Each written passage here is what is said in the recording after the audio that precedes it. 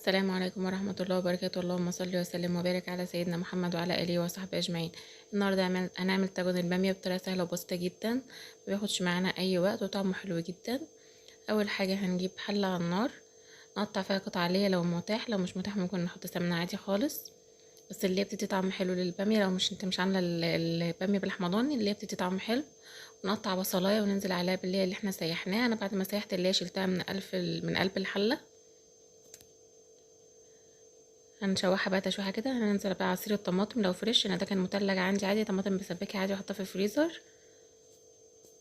سهل عليا لما اجي اعمل، يدوبك تفك كده، اقوم جايه حاطه عليها كوبايه ميه، تاخد بقى غلوتين كده بالبصل، لان انا كنت سلقه اللحمه لوحدها.